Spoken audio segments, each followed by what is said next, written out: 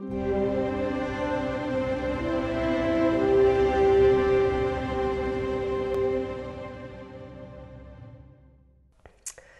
à tous, ravi de vous retrouver pour un nouveau numéro de US Inside. De jeudi soir, nous prenons la direction de l'hippodrome de Gulfstream Park où il y aura 2 courses à jouer chez notre partenaire The Turf et nous irons trotter sur l'hippodrome de Dayton où il y aura 4 courses à jouer également chez notre partenaire The Turf. Le départ de la première sera aux alentours de 22h08. Allez, on attaque avec la première disputée sur l'hippodrome de Gulfstream Park. C'est une starter optional claiming pour des chevaux âgés de 3 ans et plus, 1200 mètres à parcourir sur le dirt. Ils ne sont que 7 et on a un cheval qui s'annonce difficile à battre. C'est le numéro 2, Picking Up Pennies, la monte d'Edgar Zayas, un des top jockeys là-bas. Écoutez, le poulain est très régulier. Il reste sur un succès ici sur cette piste de Gulfstream Park. C'est son jardin. Je pense qu'il va encore gagner. Jouez-le en simple gagnant uniquement ce numéro 2, Picking Up Pennies, pour notre premier rendez-vous sur l'hippodrome de Gulfstream Park. La deuxième épreuve, c'est un Maiden Optional Claiming pour des femelles âgées de 3 ans et plus. Nous sommes sur la Polytrack. Elles sont 11 au départ, 1650 mètres à parcourir. 22h42, c'est l'heure de départ. Écoutez, un lot pas évident à déchiffrer, mais on a quand même des bonnes bases. Je pense au numéro 7, un Love My Job, qui est une pouliche qui reste sur de bonnes sorties ici. Elle est en forme. Elle devrait bien courir encore. Elle a tiré un numéro plutôt correct dans les stalles de départ. Ça devrait bien se passer pour ce numéro 7, un Love My Job. Attention au numéro 11, un Chicaboom, la monte de Miguel Angel Vasquez, une pouliche qui est très régulière également, reste sur des bonnes sorties sur ce tracé. Ça devrait bien se passer pour ce numéro 11 également. Vous faites le jumelé 7 et 11 dans notre deuxième course sur l'hippodrome de Gulfstream Park.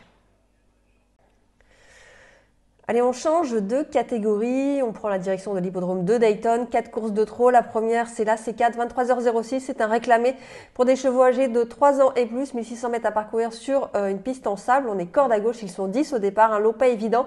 Néanmoins, on a le 6, un très roquette associé à Chris Page, l'entraînement de Ron Buck, qui reste sur un plaisant succès. 6 sur 10 à la voiture, c'est correct, c'est pas les meilleurs numéros, mais ça peut bien se passer pour ce numéro 6. Très roquette qu'à la forme. Attention au numéro 3, un Captain Panko, qui lui sera bien placé derrière la voiture, qui reste sur une très bonne sortie. Je l'aime beaucoup ce numéro 3, je mettrai le 3 d'ailleurs devant le 6. Très roquette, vous pouvez faire un jumelé 3 et 6 pour commencer. Puis si vous voulez faire un trio, attention au numéro 1, c'est Nob Hill Flash qui reste sur une perf très correcte avec numéro 1.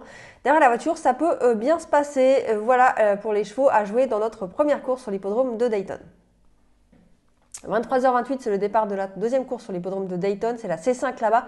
C'est un réclamé pour des chevaux âgés de 3 ans et plus, 1600 mètres à parcourir. Ils sont 8 à s'affronter. Moi, j'aime beaucoup le numéro 3, c'est Remarkable Life, un cheval qui sera bien placé derrière la voiture, qui reste sur des performances très intéressantes. Je pense qu'il peut gagner. Ça sera mon favori en tout cas dans cette course. Et puis attention au numéro 4, Winna Winna, qui peut refaire parler de lui avec ce numéro 4 à la voiture. C'est quand même un numéro correct par rapport à ce qu'il a tiré auparavant. Donc voilà, 3 et 4, j'aime beaucoup. Et puis attention à l'As, Ina Cowboy Casanova, qui peut refaire parler de lui, ce qu'il s'élancera avec le numéro 1 à la voiture. Ça peut aussi bien se passer. Voilà, 3, 4 et As, mes préférés pour notre deuxième rendez-vous sur l'hippodrome de Dayton.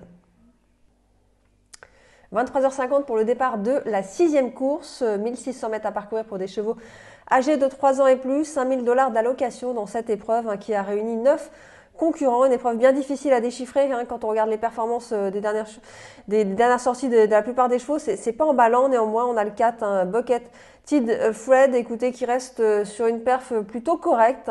C'est la drive de Tyler Smith, l'un des très bons drivers là-bas. Il faut le suivre. Il faut suivre également Sean Barker, c'est l'un des meilleurs drivers là-bas aussi.